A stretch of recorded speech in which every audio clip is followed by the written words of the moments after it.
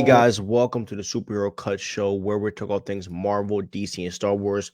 It's your boy CB Hayes. Please like, subscribe, and ring the notification bell so you know when we post. So, Loki season 2, episode 2 just came out, and I wanted to give you guys a breakdown and some of my takeaways, thoughts, and opinions on this episode after. So, let's get right into it. Okay, so we go right into Loki and Mobius arriving in London. All right, they are there because that is the location where X5's tempad last pinged before it went rogue. To their surprise, they saw a whole new version of X5.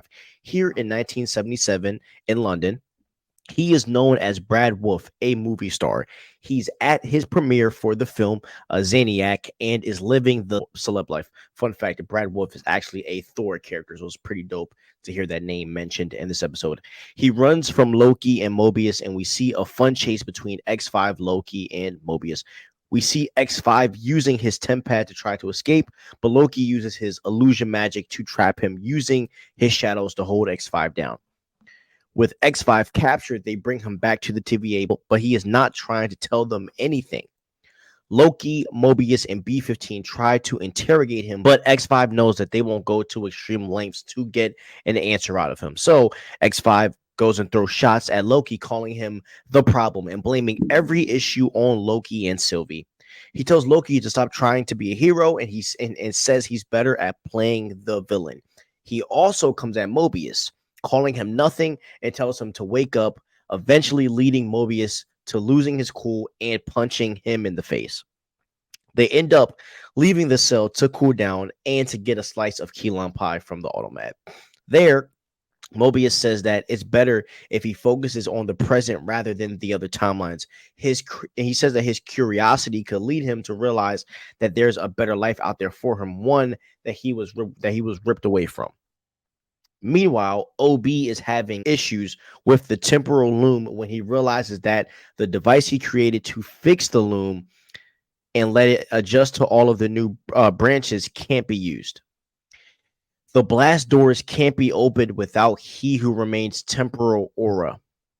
Even with Casey's help, there's nothing they can do to prevent a temporal meltdown. Only Miss Minutes can override the lock, but Casey says that Miss Minutes is working with Ravonna Renslayer, and Loki knows Ravonna worked with Kang in the past, so it's a question if Miss Minutes would even help them if they found her. Back in X5's cell, Mobius and Loki finally come up with a plan to get him to talk.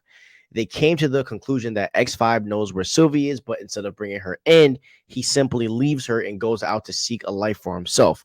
Loki ends up torturing X5 while Mobius is locked out of the cell, faking that, he got purposely locked out, telling him to stop. It's pretty hilarious. This ends up working, and X5 directs them to the 1982 branch timeline. Sylvie is working at McDonald's taking orders, but when she sees Loki, she is not happy to see him. She does not care about his claims that he saw her at the TVA in the future, and she refuses to help him. But when Mobius realizes that X5 knows something, Sylvie enchants him and finds out that Dox is planning to bomb all of the branching timelines. This makes her join the fight, and she quickly finds where Dox and her troops are. Sylvie, Loki, and Mobius attack Dox's base, beating the crap out of the TVA traders, and Sylvie and Loki coming together to unleash basically this powerful magic that knocks, Dox out. However, the damage has been done. They were too late, and most of the timelines have been bombed. Sylvie is highly upset that the TVA wasn't able to successfully save the people on the timelines, that they are the problem, not the solution to the timelines.